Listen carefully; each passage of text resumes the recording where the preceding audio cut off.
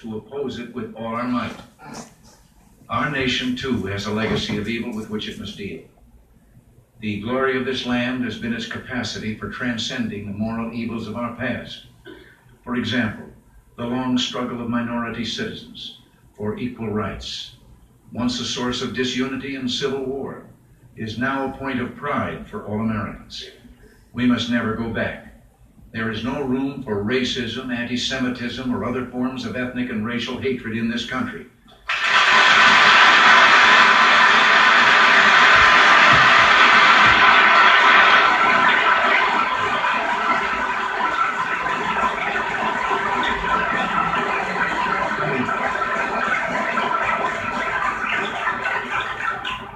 I know that you've been horrified, as have I, by the resurgence of some hate groups preaching bigotry and prejudice.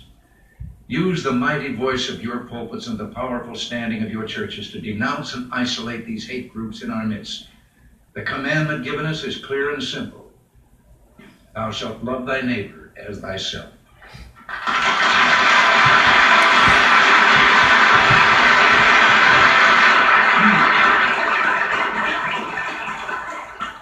But whatever sad episodes exist in our past, any objective observer must hold a positive view of American history, a history that has been the story of hopes fulfilled and dreams made into reality.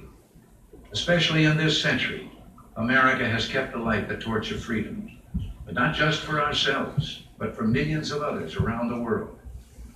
This brings me to my final point today. During my first press conference as president, in answer to a direct question, I pointed out that as good Marxist-Leninists, the Soviet leaders have openly and publicly declared that the only morality they recognize is that which will further their cause, which is world revolution. I think I should point out I was only quoting Lenin, their guiding spirit, who said in 1920 that they repudiate all morality that proceeds from supernatural ideas, that's their name for religion, or ideas that are outside class conceptions. Morality is entirely subordinate to the interests of class war, and everything is moral that is necessary for the annihilation of the old exploiting social order and for uniting the proletariat. Well, I think the refusal of many influential people to accept this elementary fact of Soviet doctrine illustrates an historical reluctance to see totalitarian powers for what they are. We saw this phenomenon in the 1930s. We see it too often today. This doesn't mean we should isolate ourselves and refuse to seek an understanding with them. I intend to do everything I can to persuade them of our peaceful intent, to remind them that it was the West that refused to use its nuclear monopoly in the 40s and 50s for territorial gain, and which now proposes 50% cut in strategic ballistic missiles and the elimination of an entire class of land-based intermediate-range nuclear missiles.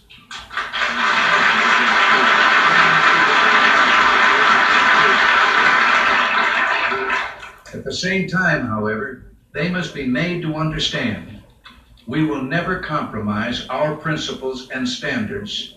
We will never give away our freedom. We will never abandon our belief in God.